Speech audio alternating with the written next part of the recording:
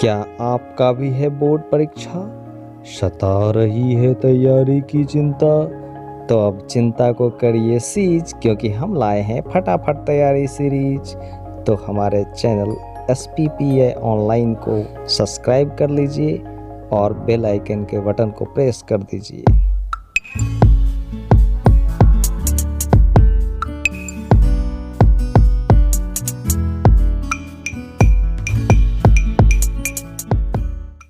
नमस्कार विद्यार्थियों, मैं हूं शुभम कुमार और आप देख रहे हैं SPPA ऑनलाइन के फटाफट तैयारी सीरीज का एक नया एपिसोड। जी हां, बोर्ड परीक्षा में अब बिल्कुल कम समय बचा है, यानी कि उल्टी गिनती शुरू हो गई है और ऐसे में आपको ज़रूरत है फटाफट तैयारी करने की, और इसी को लेकर के हम लेकर के आए हैं फटाफट तैयारी सीरीज। तो इस एपिसोड में हम बात कर रहे हैं राजनीति विज्ञान के समस्त इम्पोर्टेंट क्वेश्चन ऑब्जेक्टिव की। और अगर आपको पहले से अच्छी तैयारी है तब भी आप इस वीडियो को पूरा देखें, जिससे आपको पता चल सके कि हमारी तैयारी की क्या पोजीशन है, आप कितने क्वेश्चन सोल्व कर पा रहे हैं। और कमेंट बॉक्स में ज़रूर लिखें कि आप कितने क्वेश्चन सोल्व का आपके सही हुए हैं। अगर आपको ऑब्जेक्टिव पर पकड़ अच्छा नहीं है और आपको ऐसा वीडियो ढूंढ रहे हैं कि आप 15-20 मिनट में ऑब्जेक्टिव कवर कर ले पूरे चैप्टर का, तो आपको ये वीडियो तो निश्चित ही देखना चाहिए पूरा। इस वीडियो को देखने के बाद आपको कोई संशय नहीं रह जाएगा। बोर्ड परीक्षा में इसी में से क्वेश्चन पूछे जाते रहे हैं और पूछे जाएंगे। चलिए पहला प्रश्न देखते हैं सीधे, ना टाइम गवाते हुए। तो पहला प्रश्न है, निम्नलिखित व्यक्तियों में से कौन लोकतंत्र में रंगभेद के विरोधी नहीं थे? और इसका सही जवाब होगा ऑप्शन घ, यानी कि जेड गुडी। इसका सही जवाब होगा ऑप्शन घ, जेड गुडी। दूसरा प्रश्न है, संघ सरकार का उदाहरण है? तो संघ सरकार का जो उदाहरण है वो है अमेरिका। अमेरिका में संघ सरकार है। संघ सरकार क्या होता है, अगर ये आप नहीं जान रहे हैं तो हमारा जो प्लेलिस्ट है जो आपको डिस्क्रिप्शन में मिल जाएगा राजनीति शास्त्र का, उसमें जाइए, उसमें चैप्टर वाइज ऑब्जेक्टिव वीडियो बना हुआ है। और कई तो बोर्ड पर भी मैंने वीडियो क्लासेस बनाए हैं, तो उसमें आप आसानी से ये सब कॉन्सेप्ट समझ जाएंगे। अभी कॉन्सेप्ट समझने का टाइम नहीं है, अभी सिर्फ है याद करने का टाइम और रिविजन करने का टाइम। तो उसी स्पीड में हम ले चलेंगे आपको आगे क्वेश्चन की तरफ। तीसरा क्वेश्चन है, भारत में संघ एवं राज्यों के बीच अधिकारों का विभाजन कितनी सूचियों में हुआ है? संघीय सूची, राज्य सूची, संवर्ती सूची, सभी। और इसका सही जवाब होगा सभी। फटाफट आना चाहिए आंसर। चौथा प्रश्न है, संघ राज्य की विशेषता नहीं है? तो संघ राज्य की विशेषता क्या नहीं है? इकहड़ी शासन व्यवस्था संघ राज्य की विशेषता नहीं है। इसका सही जवाब होगा ग। पांचवा प्रश्न है, वर्ष 1975 भारतीय राजनीति में किस लिए जाना जाता है? सही जवाब है ग, देश के अंदर आपातकाल लागू हुआ था। यही क्वेश्चन मॉडल सेट में भी पूछा गया है। छठा प्रश्न है, भारतीय लोकतंत्र में सत्ता के विरुद्ध जन आक्रोश किस दशक से प्रारंभ हुआ था? और इसका सही जवाब है 1970 के दशक से जन आक्रोश प्रारंभ हुआ था। सातवां प्रश्न है, बिहार में संपूर्ण क्रांति का नेतृत्व निम्न में से किसने किया था? यह तो वाइटल क्वेश्चन है, हर बार पूछा जाता है। सही जवाब है ऑप्शन घ, जयप्रकाश नारायण। आप लोग काउंट करते रहिए अपने सही जवाब। आठवां प्रश्न है, भारत में हुए 1977 में आम चुनाव में किस पार्टी को बहुमत मिला था? तो 77 में जब चुनाव हुआ था तो जनता पार्टी को बहुमत मिला था, इंदिरा गांधी हार गई थी। नौवां प्रश्न है, चिपको आंदोलन निम्नलिखित में से किससे संबंधित नहीं है? तो इसके लिए इसका सही जवाब है कांग्रेस पार्टी के विरोध से संबंधित नहीं है। देखिए प्रश्न को, ऑब्जेक्टिव को पढ़कर हड़बड़ाने की जरूरत नहीं है। अगर आपको आ रहा है तो, नहीं तो हड़बड़ी में गड़बड़ी हो जाता है। आपको ध्यान से पढ़ना है। नहीं है लिखा हुआ, इसीलिए कांग्रेस पार्टी के विरोध में होगा, वैसे अंगूर के पेड़ काटने का अनुमति से तो था ही। 10वां प्रश्न है, दलित पैंथर्स के कार्यक्रम निम्न में से कौन से संबंधित नहीं है? और इसका सही जवाब है ऑप्शन ख, दलित सेना का गठन नहीं है। तो ये दलित पैंथर्स पर हम पूरा वीडियो क्लासेस बनाए हैं, आप प्लेलिस्ट में जाकर के देख सकते हैं, बहुत मजा आएगा आपको अगर आपके पास टाइम है। नहीं है तो इस वीडियो को याद कर लीजिए। ठीक है। 11वां प्रश्न है, निम्न में से कौन भारतीय किसान यूनियन के प्रमुख नेता थे? तो ये है महेंद्र सिंह टिकैत। महेंद्र सिंह टिकैत, और अभी भी किसान आंदोलन हो रहा है, उसमें उन्हीं के बेटे जो है राकेश टिकैत, ये अभी किसान नेता बन करके उभरे हैं। तो महेंद्र सिंह टिकैत ही किसान के प्रमुख नेता थे।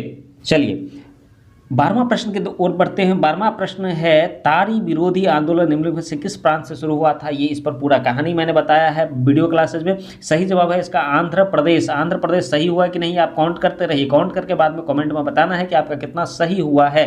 13वां प्रश्न है, नर्मदा घाटी परियोजना किन राज्यों से संबंधित है? तो नर्मदा घाटी परियोजना जो है गुजरात, महाराष्ट्र और मध्य प्रदेश से संबंधित है, तो इसका घ आंसर हो जाएगा। 14वां प्रश्न है, सूचना के अधिकार संबंधित कानून कब बना? और ये सबको पता होना चाहिए, 2005 में बना था।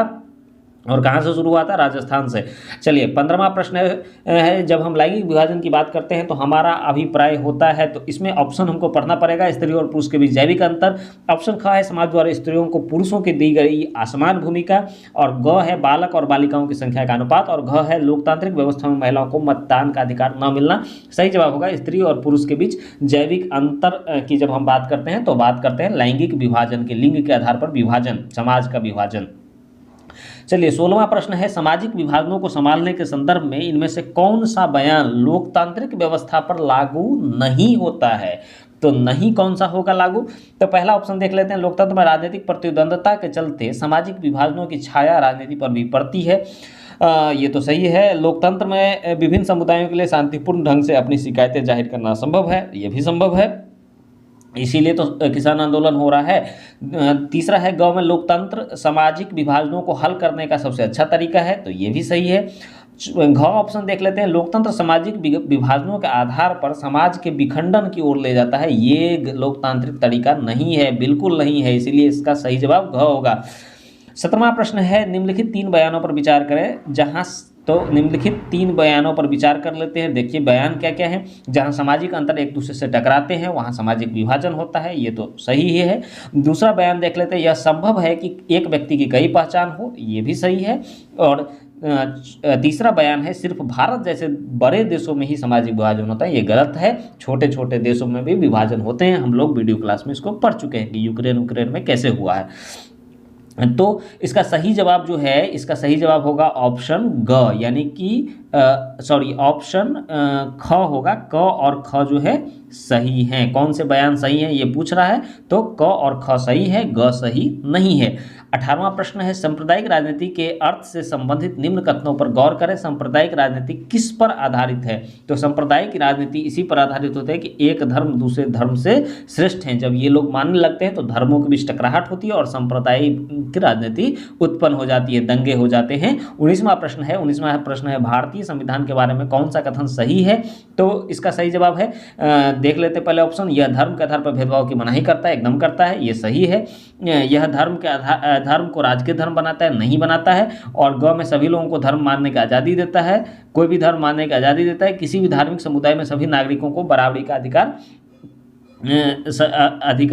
देता है। तो इसमें क्वेश्चन क्या पूछ रहे हैं, भारतीय संविधान के बारे में कौन सा कथन सही नहीं है होगा यहाँ पे, तो ये होगा ख आंसर। अगर इसका आंसर ख होगा, प्रश्न में थोड़ा मिसप्रिंट होगा, सही नहीं है होना चाहिए था ऑप्शन के हिसाब से, तो इसका जवाब ख हो जाएगा। 20वां प्रश्न है भारत में यहाँ के औरतों के लिए आरक्षण की व्यवस्था है। कहाँ पे औरतों के लिए आरक्षण की व्यवस्था है? ये तो बहुत मोस्ट इंपॉर्टेंट क्वेश्चन है, हर साल पूछा जाता है। पंचायती राज व्यवस्था में आरक्षण की व्यवस्था है। 21वां प्रश्न है सूचना के अधिकार आंदोलन की शुरुआत कहाँ से हुई थी? तो राजस्थान से, अभी ऊपर ही बताए थे, राजस्थान से हुई थी। नेपाल में सप्तदलीय गठबंधन का मुख्य उद्देश्य क्या है? तो इसका सही जवाब है लोकतंत्र की स्थापना करना। जब राजशाही शासन हो गया था तो सभी 7 दल मिलकर गठबंधन कर लिया था लोकतंत्र की स्थापना के लिए। चलिए 23वां प्रश्न की ओर बढ़ते हैं। बोलिविया में जनसंघर्ष के मुख्य कारण क्या थे? तो इसमें था पानी की कीमत में वृद्धि हो गई थी, क्योंकि पानी का ठेका प्राइवेट कंपनी को दे दिया गया था। बहुत ही महत्वपूर्ण और इंटरेस्टिंग फैक्ट सब है ये सब, तो सही जवाब होगा क। और 24वां प्रश्न है श्रीलंका कब आज़ाद हुआ था? तो हमारे आज़ादी के 1 साल बाद श्रीलंका आज़ाद हुआ था, यानी कि 1948 में आज़ाद हुआ होगा, ठीक है, हुआ होगा नहीं। 25वां प्रश्न है राजनीतिक दल का आशय क्या है? तो राजनीतिक दल का आशय है व्यक्तियों के समूह से, सही जवाब क्या होगा? ग। 26वां प्रश्न है निम्न में से कौन सा प्रमुख उद्देश्य प्रायः सभी राजनीतिक दलों का होता है? तो ऑप्शन क सही होगा, इसका सत्ता प्राप्त करना सभी राजनीतिक दलों का उद्देश्य होता है। अगला प्रश्न है राजनीतिक दलों की नींव सर्वप्रथम किस देश में पड़ी? तो राजनीतिक दलों की नींव सर्वप्रथम ब्रिटेन में पड़ी, ये आपकी किताब में लिखा हुआ है, तो यही जवाब होगा। 28वां प्रश्न है, अगला प्रश्न है निम्न में से किसे लोकतंत्र का प्राण माना जाता है? तो लोकतंत्र का प्राण जो है वो माना जाता है राजनीतिक दल को, राजनीतिक दल से ही लोकतंत्र है। 29वां प्रश्न है निम्न में से कौन सा कार्य राजनीतिक दल नहीं करता है?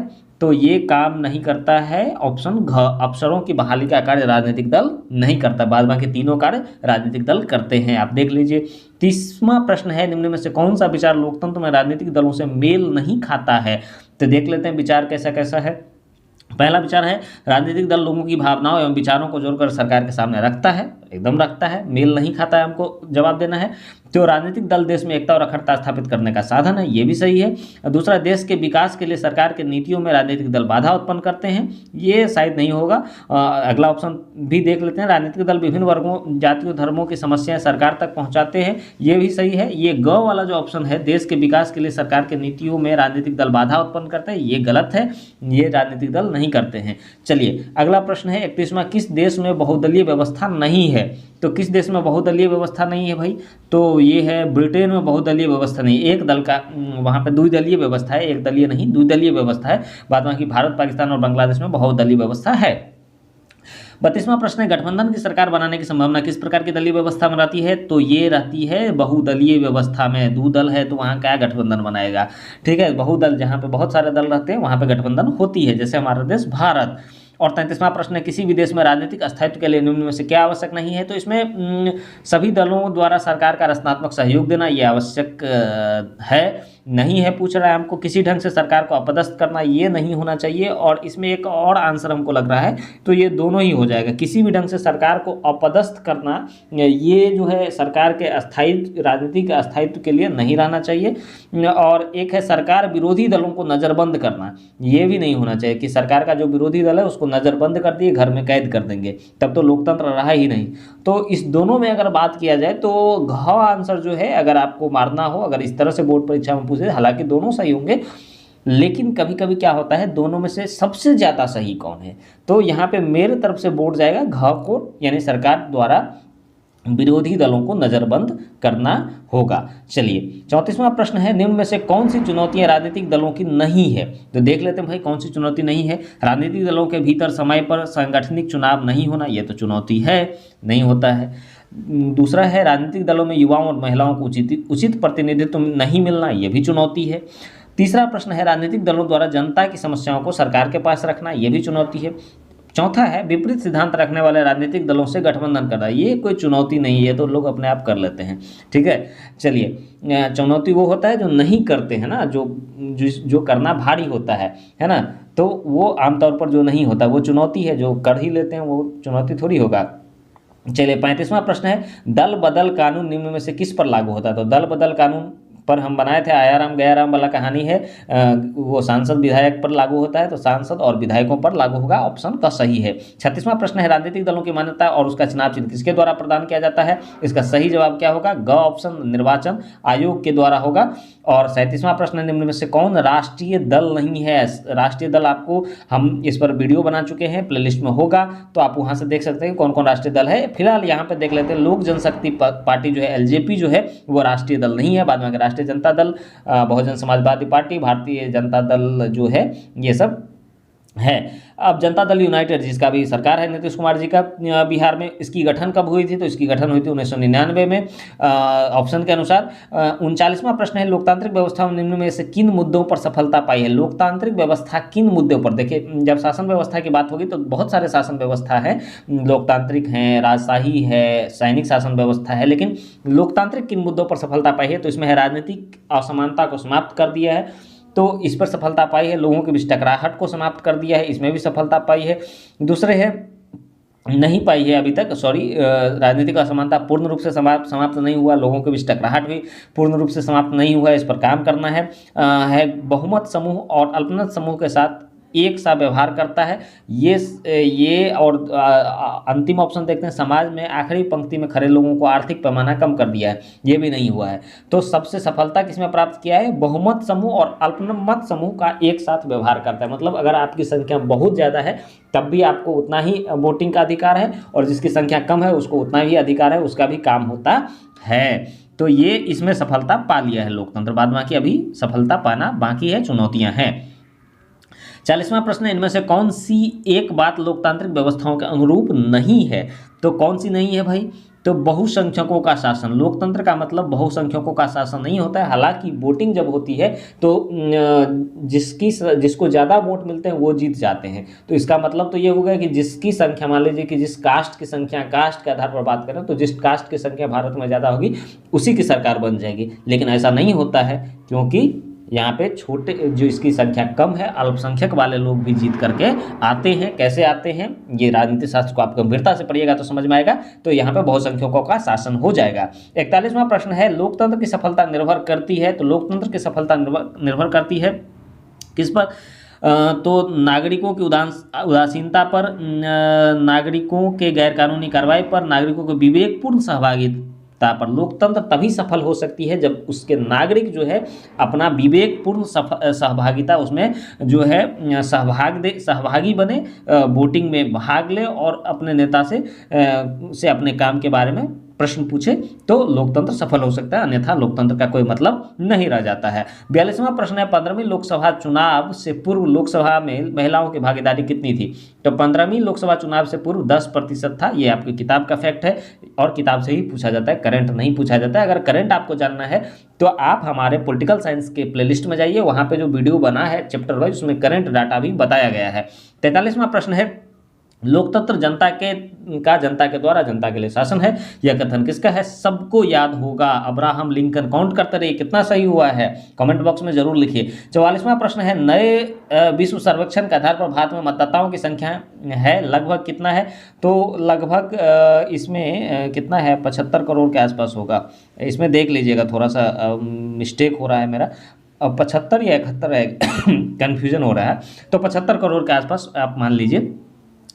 अगला प्रश्न है, क्षेत्रवाद की भावना का कुपरिणाम क्या है? तो क्षेत्रवाद की भावना का कुपरिणाम है कि अलगाववाद हो जाता है, अलग अलग क्षेत्र में बंट जाएंगे हम लोग। 46वां प्रश्न है, संघवाद लोकतंत्र का अनुकूल है। तो इसमें क्या है कि संघीय व्यवस्था अनुकूल है। क्यों? क्योंकि संघीय व्यवस्था केंद्र सरकार की शक्ति को सीमित करती है। दूसरा है कि संघवाद इस बात की व्यवस्था करता है कि उस शासन व्यवस्था के अंतर्गत रहने वाले लोगों में आपसी सौहार्द एवं विश्वास रहेगा। उन्हें इस बात का भय नहीं रहेगा कि किसी एक की भाषा, संस्कृति और धर्म दूसरे पर लाद दी जाएगी। तो यही जो है सही जवाब होगा ख, 46 का। संघवाद लोकतंत्र के अनुकूल है, मैं इसीलिए अनुकूल है। और 47वां प्रश्न और संभवतः ये अंतिम प्रश्न है इस वीडियो का, तो सत्ता में साझेदारी सही है क्योंकि यह विविधता में अपने को समेट लेती है, देश की एकता को कमजोर करती है, फैसले लेने में देरी करती है और विभिन्न समुदाय के बीच टकराहट को कम करती है। तो सत्ता में साझेदारी से विभिन्न समुदाय के बीच टकराहट में कम होती है, यानी कि ऑप्शन घ। क्यों होती है? क्योंकि सबको अगर हम दे देंगे प्रसाद तो फिर लड़ाई क्यों होगा? अगर सबको हिस्सेदारी नहीं देंगे तो लड़ाई होगा। तो इसीलिए टकराहट कम कब होगा? जब सबको भागीदारी दे दो भाई, सबको दे दो कि हाँ तुम भी ले लो, तुम भी ले लो, तुम भी ले लो, ठीक है, तो टकराहट कम हो जाएगा। देखिए, इस तरह के कॉन्सेप्ट को अगर आपको समझना है, याद करने में आपको परेशानी हो रही है तो आपको फिर थोड़ा ज़्यादा समय लगेगा। प्लेलिस्ट में हर चैप्टर वाइज वीडियो बना है, उसको अगर आप 1 से 2 बार देख लेंगे ना तो आपको ऐसे ही याद हो जाएगा, याद करने की कोई ज़रूरत नहीं है।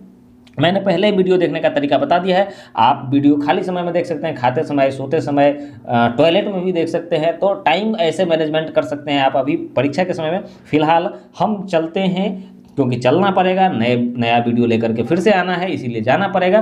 तो हम फिलहाल चलते हैं, फिर मिलेंगे नए फटाफट सीरीज़ के नए वीडियो में। तब तक के